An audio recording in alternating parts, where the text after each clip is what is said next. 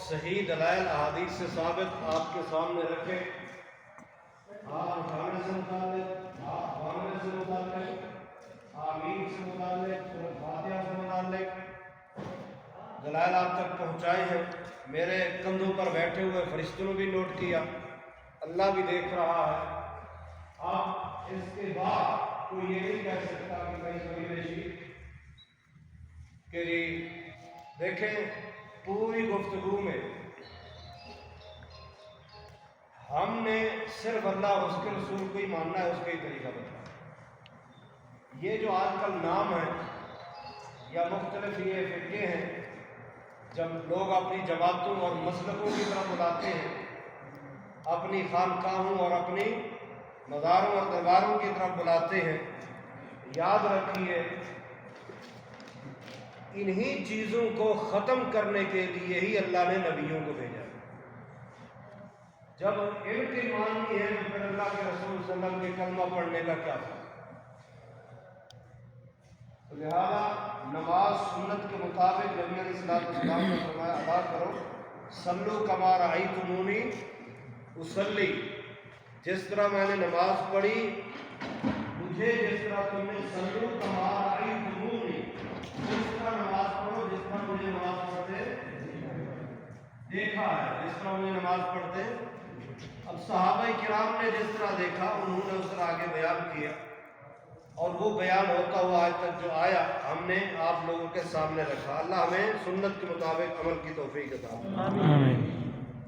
یاد رکھیے میرے بھائیو، سنت کے مطابق کوئی بھی عمل، اگر آپ ہر عمل میں سنت کو ڈھونڈیں گے، سنت کے مطابق عمل کریں گے، نبی علیہ السلام فرماتے ہیں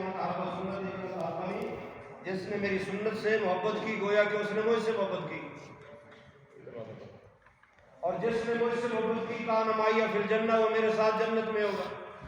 ایک آدمی مسلمان ہوا، بڑی بڑی مچھیں تھی اس سے، نبی علیہ السلام کے ساتھ بیٹھا، آپ نے پورا اسلام سمجھایا، کینچی منگوائی، کینچی منگوا کے آپ نے مسواک نکالا اور اس کی مونچھیں یہاں رکھ کے مسواک جو اس سے اوپر بڑی ہوئی تھی وہ ساری نبی علیہ السلام نے خود کاٹ دی، اپنے ہاتھوں سے اس کی حجامت بنائی، اس کی مونچھیں کاٹ دی۔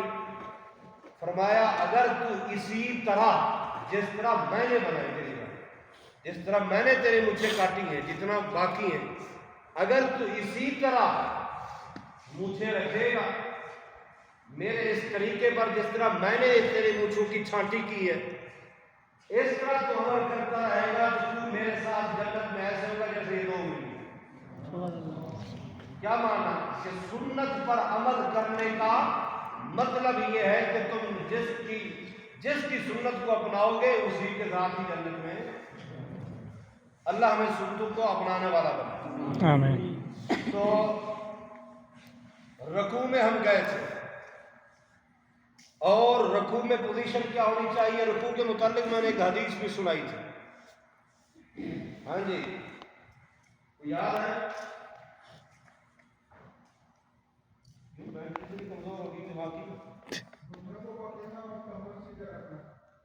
ہاں جی کمر سیدھا، ٹھیک ہے، آپ نے بتلا دیا، انہوں نے بوتل سے اشارہ دے دیا، بالکل دونوں کی بات ٹھیک ہے۔ یہاں یہ کہا تھا کہ نماز کی چوری سب سے بڑا چور وہ نماز کا چور ہے۔ جب پوچھا گیا کون سا، بھی وہ کیسے؟ فرمایا جو رکوع اور سجود صحیح نہیں کرتا۔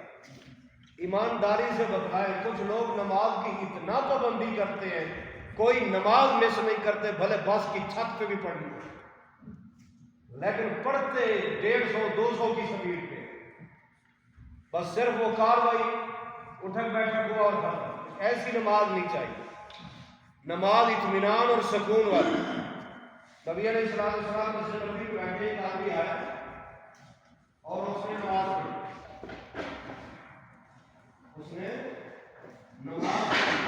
جو ہی نماز پڑھی سلام پھیرا، میں ادھر آگے فرمایا ارجع فصلی فإنک لم تصلی، جا دوبارہ نماز پڑھ، تو نے نماز نہیں پڑھی۔ اس نے حالانکہ پوری پڑھی، اب نے جا تو نماز پڑھ، پورا نہیں گیا، پھر پڑھی، پھر پڑھا، فرمایا جا ارجع فصلی فإنک لم تصلی، 3 بار ایسا۔ تیسری بار اس نے کہا معبود جیسی آتی ہے ویسے پڑھ رہا ہوں، आप मुझे जितनी बार भी पढ़वा लें, जैसे आती है मैं वैसे ही पढ़ रहा हूँ वैसे ही पढ़ूंगा, जहाँ गड़बड़ है मुझे आप बताएं। नबी अलैहिस्सलाम ने फिर उसे समझाया कि जब तू क़याम कर तो क़याम के अंदर भी इत्मीनान होना चाहिए, रकू में जा, रकू में भी इत्मीनान होना चाहिए, रकू से खड़ा हो इत्मीनान होना चाहिए, सजदे में जा इत्मीनान, सजदे से उठकर बैठ मुकम्मल इत्मीनान के साथ, फिर दोबारा सजदे में जा इत्मीनान। यहाँ तक पूरे दर्स में उसे इत्मीनान ही बतलाया। हमारी नमाजों में जब इत्मीनान नहीं, सिर्फ कार्रवाई होगी, ऊपर बैठक हो गई, याद रखिए फिर अल्लाह वो नमाजें मुँह पर मांगे, वो नमाजें कबूल नहीं हुई। अल्लाह हमें इत्मीनान नसीब फरमाए। आमीन। रकू से हम खड़े होंगे तो मैंने पहले भी अर्ज किया था, दोनों हाथों को कानों के बराबर या कंधों के बराबर खड़ा करें, उसके बाद बांधने हैं या छोड़ने हैं, ये दोनों चीज़ें अर्ज कर दी हैं। उस दिन मैंने मसला समझा दिया था अल्लाह की तौफीक से। बांधने वालों को भी गलत नहीं कह सकते, छोड़ने वालों को भी गलत नहीं कह सकते, क्योंकि इज्तिहाद है तो दोनों मौक़िफ़ चाहिए। अब पढ़ना क्या है, अल्लाह से डरो, सुभान रब्बिल अज़ीम नहीं, जब खड़े होना समी अल्लाहु लिमन हमिदा रब्बना लकल हम्द हम्दन कसीरन तय्यबन मुबारकन फी। इसकी मैंने फजीलत भी सुनाई थी, क्या थी जी? जो ये पढ़ेगा या जिसने पढ़ी इसकी फजीलत बताई थी। याद रखा करो प्यारे भाई, ऐसी मजलिस से फिर किस्मत में नसीब होती। तो 30 फरिश्ते फौरी उतरे। वो एक साहबी जल्दी जल्दी आगे शामिल हुआ ना नमाज में, सांस खुला हुआ था तो उसी नमाज में ये पढ़ने लगा। आपने पूछा किसने पढ़ा, पहले वो चुप रहा, बाद में उसने बतलाया। जब आपने ये बतलाया कि मैंने देखा 30 फरिश्ते आसमान से उतरे और दौड़ रहे कि जल्दी इसका सवाब हम लिखें, तो फरमाया ये इतने प्यारे कलमे हैं। फिर उसने बतलाया तो मैंने उस दिन से ये नमाज का हिस्सा बना दिया गया। तो लिहाजा अल्लाह की भी जब तारीफ़ करनी हो ज़्यादा तो ये अल्फाज कसरत से पढ़े। अब इसके बाद और भी एक दो दुआएं हैं, सारी मैं सुना दूं। जिस तरह हफ्ते के बाद सबक भूल जाते हो तो दुआएं भी भूल जाओ, क्या ख्याल है? अब इसके बाद हमने कहाँ जाना है? सजदे। पूरी नमाज में खसूसन क़याम की हालत में या बैठने की हालत में निगाह इंसान की सजदे वाली जगह पर, निगाह सजदे वाली जगह पे रहे। नबी अलैहिस्सलाम फरमाते हैं नमाज में निगाह को बंद नहीं रहे। कुछ लोग कहते हैं जी आंखें बंद करके नमाज पढ़े तो खुशू ज़्यादा आता है, ये गलत। आंखें खोल के रखनी है। आंखें बंद करके खुशू लेने का फायदा है, जब आंखें बंद है नजर कुछ नहीं आना। आंखें खोल के फिर पूरी तवज्जो करके दिखाओ तो तब कमाल है कि आंखें भी खुली हैं फिर भी इंसान का ताल्लुक रब से जुड़ा हुआ है। तो लिहाजा फरमाया आंखें सजदे वाली जगह पे हों, दाएं बाएं इधर उधर ऊपर नहीं देखना। करीब है, जिसने देखा तो अल्लाह उसकी आंख भी उठा सकता है, इसलिए ऐसी गलती नहीं करनी चाहिए। अब सजदे में जाएंगे, मसला अहम है तो तवज्जो भी करें, दुआ भी करें। मुसलसल सफरों में रहा हूँ, थकावट भी है, अल्लाह करे मसला समझा पाऊँ। रकू में किस तरह जाएं, पहले हाथ रखें या घुटने रखें? हाँ जी, नेचुरली तो घुटने लगते हैं ना नीचे। रुकू में हाथ रखते हैं। हाथ वाले कितने हैं? चलो, घुटने वाले कितने हैं? हाथ और घुटने दोनों वाले कितने हैं?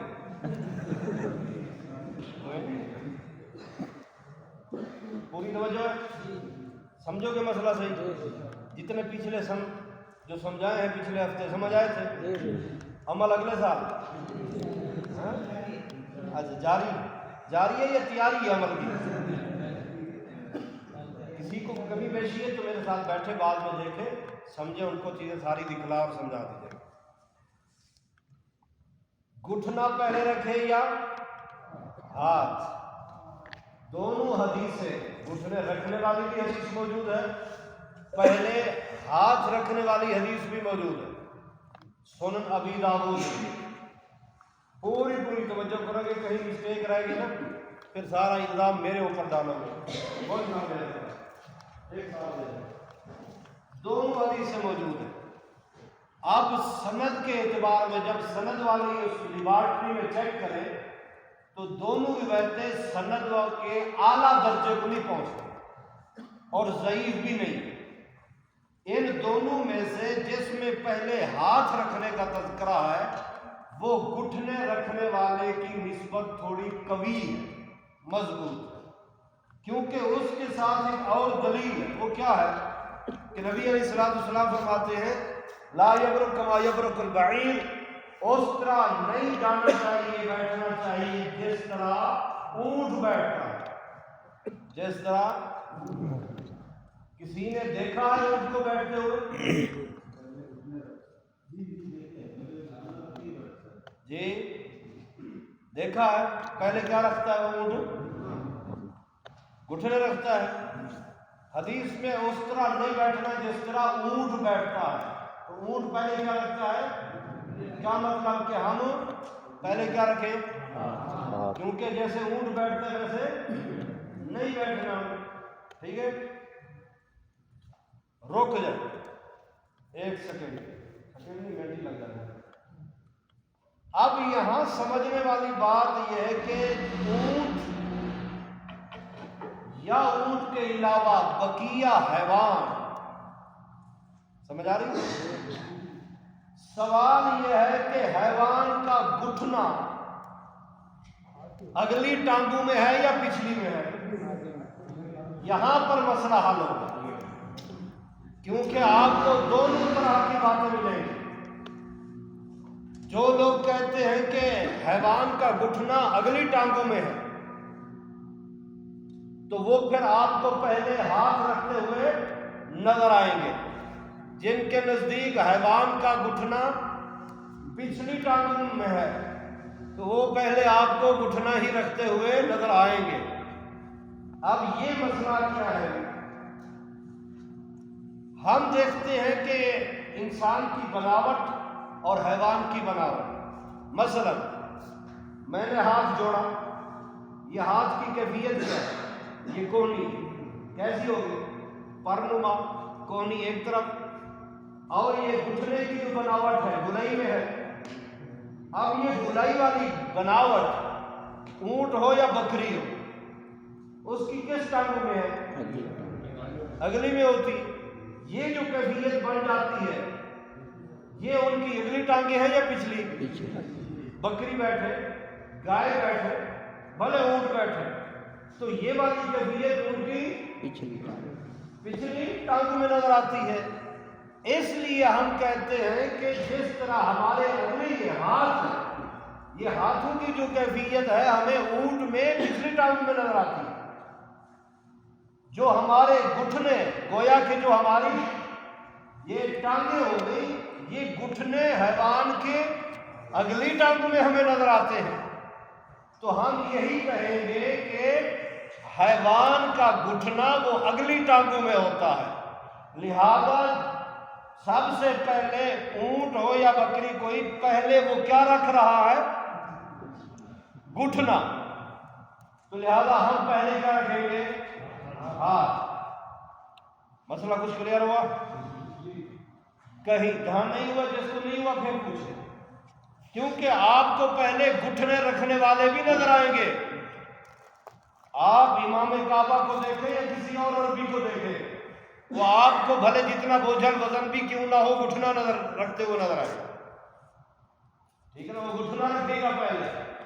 اصل اس چیز کے اختلاف کا جو سبب ہے وہ کیا ہے کہ وہ اونٹ کس طرح بیٹھتا ہے۔ اب اونٹ ہو یا دوسرے حیوان، ان کا گھٹنا اگلی ٹانگوں میں ہے یا پچھلی، اسی پر ہی فیصلہ ہوتا ہے۔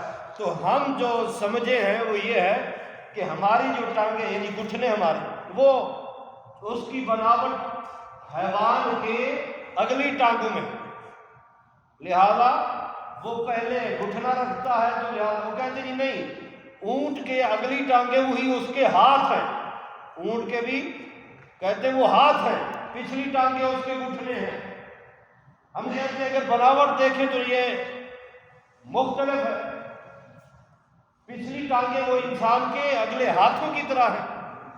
लिहाजा जो लोग पहले घुटने रखने के कायल हैं वो यही कहते हैं जी ऊंट के अगले जो टांगे हैं वही ही उसके हाथ हैं और उसकी पिछली टांगे उसके घुटने हैं।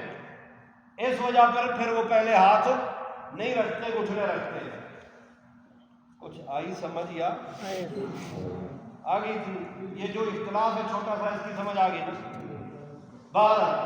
पहले हाथ रख लेने से बंदा अपने जिस्म को भी कंट्रोल कर लेता है आराम से और ये तो है जाने की कैफियत। यकीन जानिए शरीयत ने कोई चीज़ नहीं छोड़ी, सब बयान, सब कुछ बयान। हमारी कमज़ोरी है, मैं तो हैरान होता हूँ, हक समझने के बाद भी इंसान फिर भी सुस्ती का शिकार रहता है। दावत देने वाला फिरौन, कार्ड भेजने वाला, दावत देने वाला, खाने बनाने वाला, महफिल सजाने वाला फिरौन है।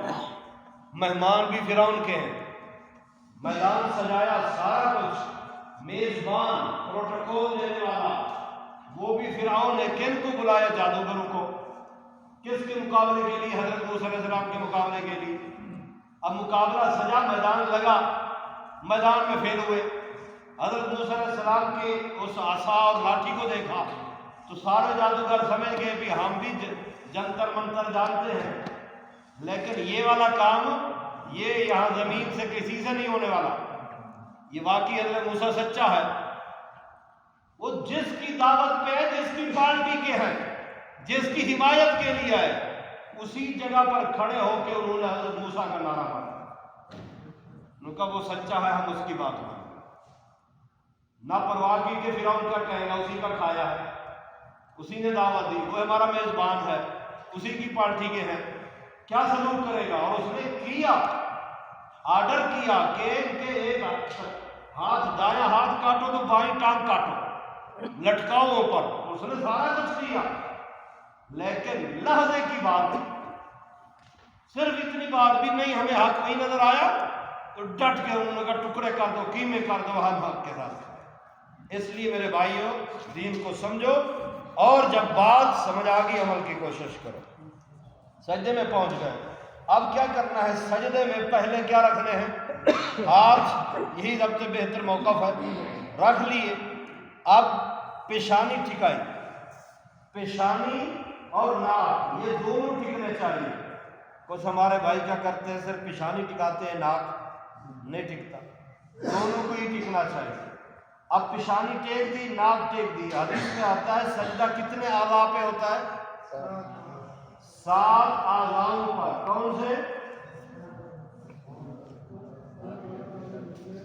हाथ पर, 2 हाथ 2 पाँव, चेहरा, ठीक है ना? चेहरे में मेन क्या है? वही पेशानी और नाक है। एक चीज टिकी हुई है, दूसरी नहीं टिकी हुई, सजदा मुकम्मल नहीं है उसका, नाक़िस है। दोनों चीजें ठिकानी है। सजदे के लिए किसी आरामदेह सुकून के लिए कोई फोम रखना, तकिया रखना, ये चीजें गलत हैं। एक ही लेवल पे होगा। कुछ माएँ, कुछ बूढ़े बुजुर्ग हज़रात नमाज बैठ के पढ़ेंगे, सजदे की बारी आएगी, सामने तकिया रखा होता है, उस पर हाथ रख देते। नहीं, या तो सजदा करो, नहीं कर सकते तो फिर इशारा काफी है, थोड़ा झोंक लो।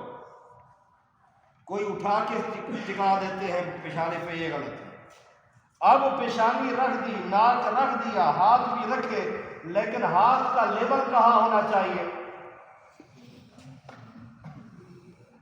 हाँ जी, नबी अलैहिस्सलाम फरमाते हैं हाथों की उंगलियों को उनकी हालत पर रखो, ना ज्यादा खोलने की जरूरत है, ना बंद करने की जरूरत है। जो उनकी हालत कैफियत उसी पर रखो। और इस यानी जहां हाथ रखे हुए हैं, हाथों के बीच में ही पेशानी, ठीक है ना? हाथ आगे भी ना निकले हुए हों और हाथ पीछे भी ना निकले हुए हों। और कोहनी, ये भी सजदे के दौरान रान को नहीं लगनी चाहिए और پیٹ کو بھی نہیں لگنی چاہیے، کھلی رکھنی چاہیے۔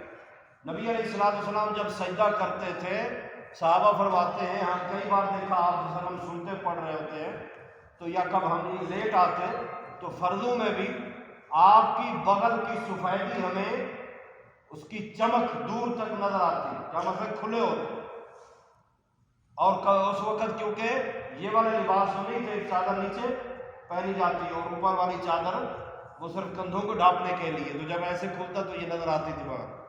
ٹھیک ہے جی، کچھ لوگ نماز پڑھیں گے اللہ اکبر چپ ہے جی، ہم دل میں پڑھتے ہیں، یہ غلط ہے۔ گلزار صاحب نبی علیہ السلام جب نماز پڑھا رہے ہوتے، صحابہ کہتے ہیں کہ ہم پیچھے سے دیکھتے آپ کی داڑھی ایسے ہل رہی، حرکت کر، کیا معنی کہ زبان سے ادائیگی ہو رہی ہوتی تھی، زبان سے ادائیگی کرنی چاہیے الفاظ کی۔ تو اب سجدے میں کیا پڑھنا ہے؟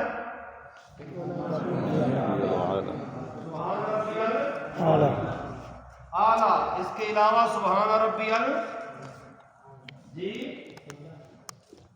اور اللہم اغفر لی اور سبحانک اللہم ربنا و بحمدک، یہ بھی پڑھ سکتے ہو۔ ایک اور بھی ہے اللہم اغفر لی ذنبی کلہ و دکہ و جلہ و سرہ و علانیہ، اے اللہ میرے اگلے پچھلے چھوٹے بڑے جان بوجھ کے انجانے میں جو بھی کیے سارے معاف کر۔ اس دعا کا یہ ترجمہ ہے۔ تقریباً 7-8 دعائیں ہیں جو سجدے میں ہیں، اور اسی طرح دعائیں تقریباً 7 ہیں جو رکوع کی دعائیں ہیں۔ لوگ پوچھتے ہیں کہ ہم اپنی زبان میں کر سکتے ہو، اور جس زبان میں نبی علیہ السلام نے کیے پہلے وہ تو ساری یاد کر لو۔ نماز کبھی اور دوسرے کی پنجابی ہندی سندھی میں نہیں ہوتی، نماز عربی میں ہوتی ہے۔ جب اپنے لیے مانگنے ہیں تو پھر دعا کرتے کرتے آپ بے شک سجدہ کریں یا روئیں اپنی زبان میں جتنا چاہیں ہوں گے۔ جب آپ نماز میں سجدہ کریں گے، وہ فرض کی نماز ہو یا نفل کی ہو یا سنت کی ہو، کوئی بھی ہو نماز، کوئی بھی عالم آپ کو نہیں کہتا کہ وہ عربی کے علاوہ پڑھ سکتے ہو۔ عربی کے علاوہ کوئی فارسی میں، پشتو میں، اردو میں، ہندی میں نہیں ہوتی نا، لہذا وہ مسنون دعائیں زیادہ سے زیادہ یاد کرنی چاہیے۔ مجھے کوئی ساتھی گروپ میں یاد کرا دے گا، کلاس جمعے والی کلاس کا جو گروپ ہے، تو میں آپ کو وہ دعائیں رکوع والی بھی اور سجدے والی بھی وہ ساری بھیج دوں گا انشاءاللہ۔ اب یہ دعائیں پڑھی، اب سجدہ کیا ہوا ہے، ہاتھ برابر یہاں رکھے ہوئے، کوہنی نہیں لگ رہی۔ جماعت میں ہو تو تب بھی کوشش کرو کوہنی کھلی رکھو، لیکن ساتھ والے کا کام خراب نہیں کرنا۔ حد الوسع، جتنی طاقت رکھتے ہو بچاؤ، باقی اللہ تعالیٰ دیکھ رہا ہے کہ کس پوزیشن میں اور کیا حالت ہے۔ لہذا اب سجدے سے اٹھنا ہے تو کیا کرنا ہے؟ میں یہ ٹیبل اس لیے رکھا ہے، میں نے کہا کسی کو اس پہ چڑھا کے میں پریکٹس کرواتا ہوں، پریکٹیکل سجدے کی۔ کیا خیال ہے؟ علیم آئیں گے؟ کوئی اور کمزور والا بندہ ہو، یہ نہ چل پڑے، اس کو بھی نیچے وہ پہیے لگے ہوئے ہے، اس کم ہے تاکہ نظر آئے ذرا پریکٹیکلی طور پہ اللہ کے ہاں جو ہے نا ہم بری ہو جائیں کہ اللہ کے نبی کا طریقہ سارا بتا دیا۔ اس میں نا آپ کرتے کہ کیا حالت ہے، ٹھیک ہے؟ آپ جو ہے نا اصل آنے کی سجدے میں پہلے آپ رکوع کریں، بالکل پیٹھ سیدھی، اور یہ نہ زیادہ اوپر نہ زیادہ نیچے، اور یہاں والی کیفیت تھوڑے دیر کو ان کو دکھا دیں، یہ گھٹنا ایسے پکڑ کے رکھنا ہے، ٹھیک ہے؟ اب اس کے بعد سجدے کی جانے کی کیفیت، تو سجدے میں نے پہلے بتلایا گھٹنا یا ہاتھ، ہم زیادہ ہاتھ ہی رکھتے ہیں، اگر کسی نے گھٹنا رکھا تو وہ اس کے اختلاف کی وجہ میں نے آپ کو بتلا دی۔ ہاں جی، آئیے سجدے میں، اب بندہ سجدے میں پہنچ گیا، اب یہ ہاتھ جو ہے یہ آگے آئیں گے، جہاں پیشانی جو ہے نا پیشانی وہ ان دونوں ہاتھوں کے بیچ میں، دونوں ہاتھوں کے بیچ میں ہونی چاہیے۔ نظر آ رہا ہے؟ گھماؤ نہیں تو ڈگی گرنا پڑے جی، ادھر والوں کو آ رہا ہے، جن کو جہاں نظر آ رہا ہے نہیں تو سائڈ کی طرف چینج کر لیں، ٹھیک ہے نا؟ اب کونی اسی طرح کھلی، اگر نماز میں مسئلہ ہے تو اتنا آپ کلیئر کریں، نہیں تو یہاں یہ پیٹ کے ساتھ نہیں اور نہ ہی نیچے. حدیث میں آتا ہے اس طرح نہ سجدہ کرو جس طرح کتا اپنے ہاتھوں کو بچھاتا ہے. ایسے نیچے عورتیں بھی پڑی ہیں, مرد بھی پڑے ہیں, ایسے کتے کی طرح ہاتھ بچھا کے پڑے ہوئے. فرمایا اس طرح ہاتھ نہیں رکھنا, ہاتھ اٹھا کے رکھنے ہیں. سجدے میں نہ عورت کا فرق ہے نہ مرد کا فرق ہے, یاد رکھنا. ٹھیک ہے, اٹھے بھی تھک نہ جائے. ایک اور مسئلہ سمجھانا چاہوں گا. ابھی ہم نے دعا پڑھی سجدے کی, اٹھے. اب اٹھنے کے بعد جو یہ پوزیشن ہے, گھماؤ کیونکہ پاؤں ان کو دکھنا ہے. اب چلو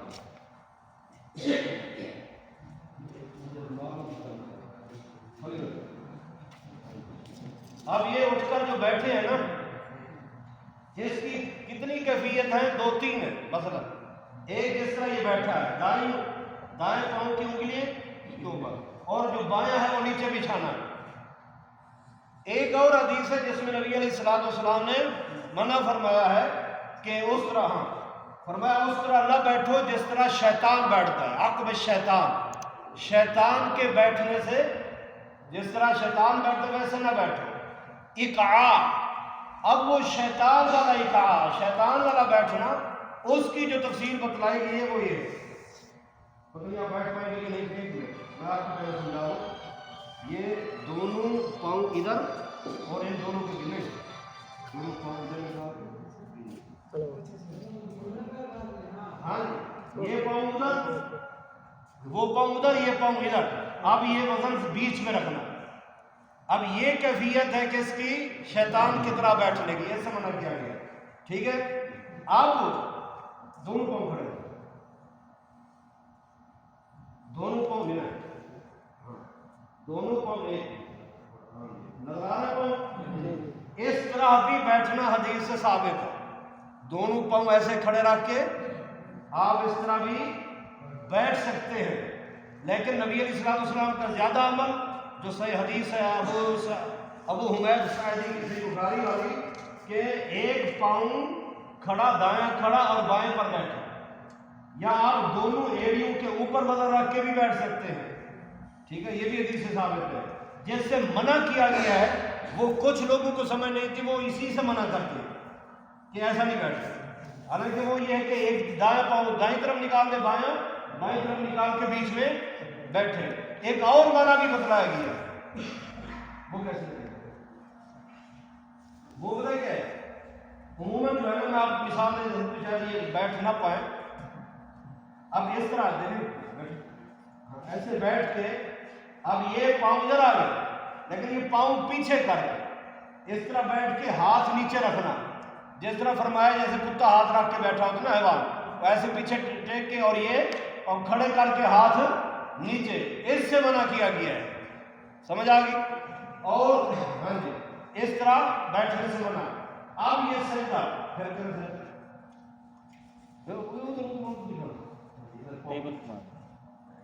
اب سجدے کے دوران پاؤں کی یہ کیفیت ہونی چاہیے, پاؤں دونوں جڑے ہوئے ہوں. کچھ ہمارے بھائی جب سجدہ کرتے ہیں نا, ادھر ہے ایک پاؤں ادھر ہے دوسرا ادھر, نہیں, اپنے پاؤں دوران سجدے میں ملانے چاہیے, جوڑ کے رکھنے چاہیے. اور اس کے علاوہ جب کھڑے ہیں تو پھر پاؤں دوسرے کے ساتھ ملے ہوں, سجدے میں دونوں پاؤں ملے ہوئے ہوں, اور انگلیاں اور ناخن کا رخ کو قبلہ رخ ہونا چاہیے. اب ہاں جی, اب اس طرح بھی بیٹھ سکتے ہیں دوسرے. اب آخری تشہد جو ہوتا ہے, تیسری رکعت یا چوتھی ہے آخری, اس میں کیسے بیٹھنا ہے, یہ کیفیت ہے. ٹھیک ہے, سمجھ آئی؟ سارے دیکھ لیں. یہ پاؤں کھڑا ہوگا اور بایاں پاؤں نکالنا ہے, وہ اس پنڈلی کے نیچے آنا. دیکھ لیا سارا.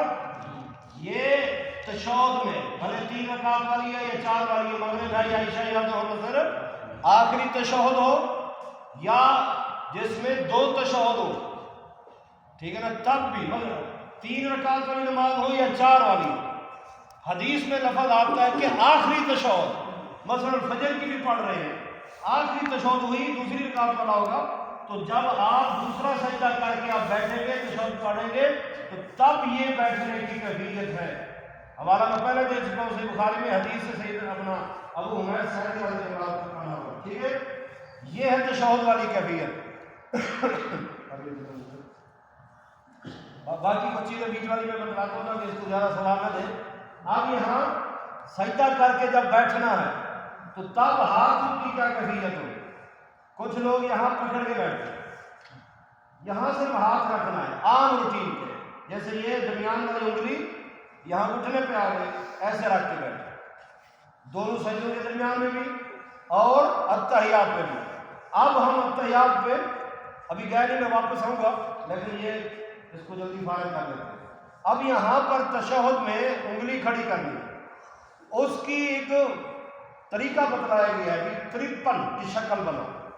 अरबी का 53 कैसे होता है? मसला अरबी का 53 आएगी समझ? ये हाथ, ये 3 ढूंढी उसकी है ना, 3 और उंगली होती है और 7 गुलाई जो 5 की, तो वो 53 की शक्ल ये होती है। अब इस तरह हाथ रखे, ठीक है ना, ये है। अब इसको आखिर तक इस तरह हरकत, ये है 53 वाली शक्ल। अगर इस तरह नहीं तो दूसरी एक अंगूठा अंदर ले जाए, ठीक है ना, अंगूठा अंदर रख के ये दरमियान वाली उंगली दूसरी उसको पकड़ के फिर इस तरह।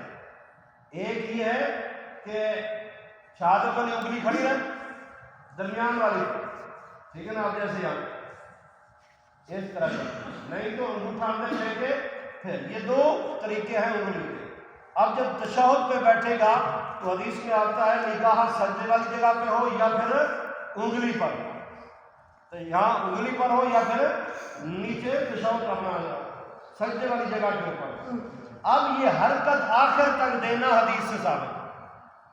हमारे यहाँ कुछ लोग सिर्फ शहादतैन के वाला लफ्ज़ पे अशहदु अल्ला इलाहा इल्लल्लाह व अशहदु अन्ना मुहम्मदन अब्दुहु व खत्म नहीं, ये आखिर तक इसको इसी तरह आराम से हरकत देता रहे। तो ये हदीस भी नबी अलैहिस्सलाम से साबित है और ये आपकी सुन्नत है और आपका अमल है।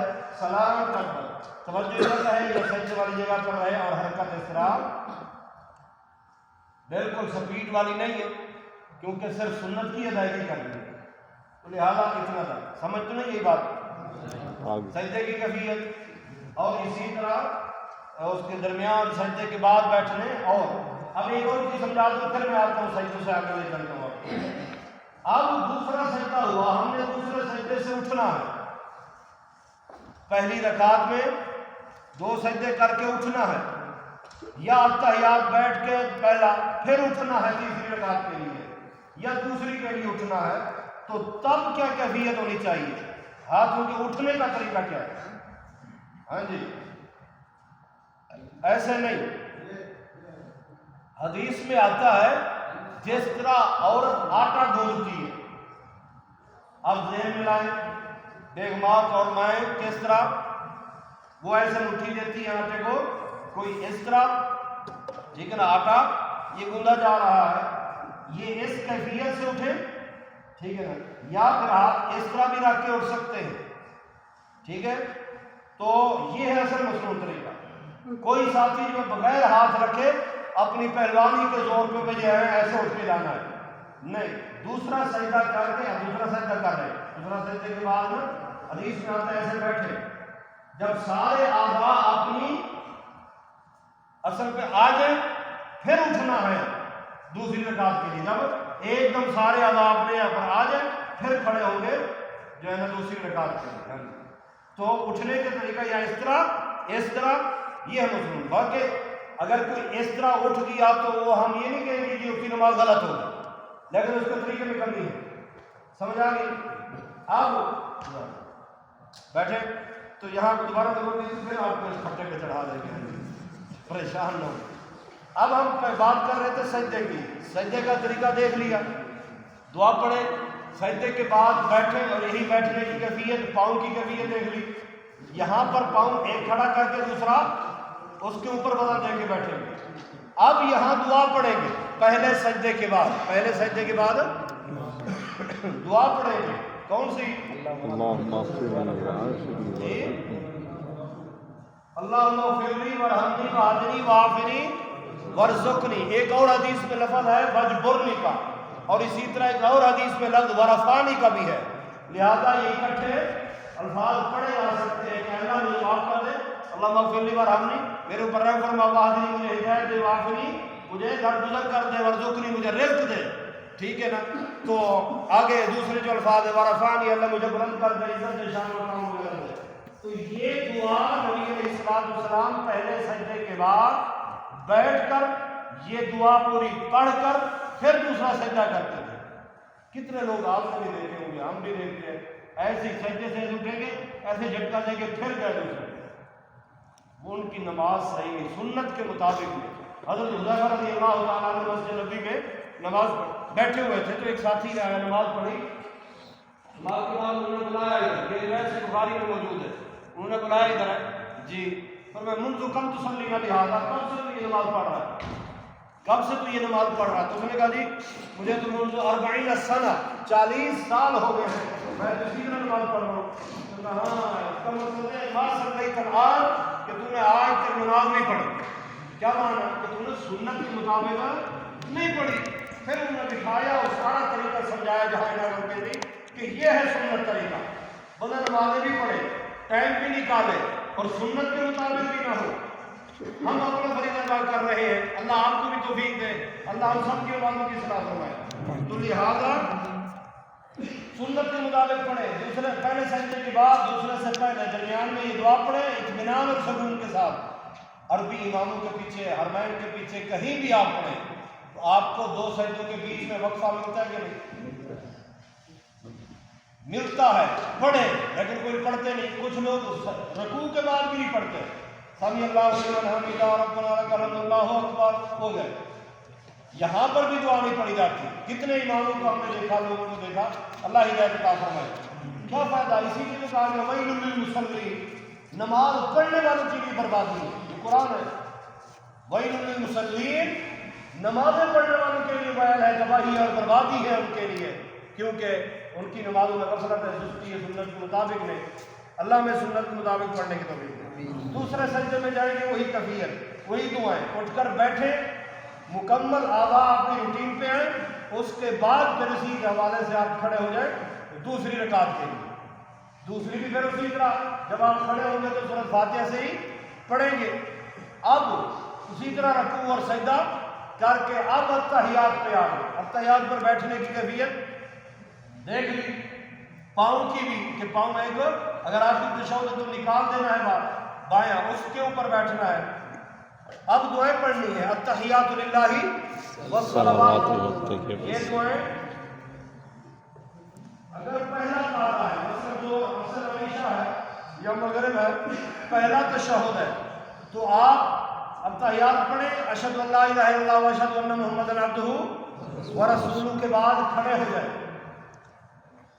تیسری رکعت کے لیے. اگر کسی نے اس جگہ پر درود پڑھ لیا کوئی حرج نہیں، کیونکہ کبھی کبھی نبی علیہ السلام پہلے تشہد میں بھی درود پڑھ لیا کرتے تھے، سنت سے ثابت ہے. حیرت ہوتی ہے، کچھ لوگ کہتے ہیں کہ درود پڑھ لیا تو لہٰذا سجدہ صاف کرو. کیوں بھی؟ یہ تو بھول کے پڑھا. ارے نہیں، پڑھنا جائز ہے، پڑھا جا سکتا ہے پہلے قاعدہ میں، پہلے تشہد میں بھی. لیکن آپ شہادتین کے کلمے پڑھ کے کھڑے ہو جائیں. کسی نے درود پڑھ لیا ٹھیک ہے، نہیں پڑھا کھڑے ہو کر اب پہلے بھی بتلا چکا ہوں تیسری رکعت کے شروع میں پھر ہاتھ اٹھا کے نماز شروع کرے گا. فاتحہ آگے کوئی بھی صورت، ہاں کوئی بھی صورت نہیں، تیسری رکعت ہو یا چوتھی، اس میں سورۃ فاتحہ کے بعد رکوع میں چلا جائے. اگر کوئی پڑھنا چاہتا ہے تو اس کا جواب یعنی جائز ہے، تو پڑھ سکتا ہے. عمومی روٹین جو تھی، عام روٹین، اکثر جو روٹین تھی وہ یہی تھی کہ تیسری چوتھی رکعت میں جماعت ہو یا غیر جماعت، وہ صرف فاتحہ پڑھ کے رکوع. اب تشہد، شہادتین کے کلمے، اور اس کے بعد کیا پڑھنا ہے؟ درود. ہمیں کیا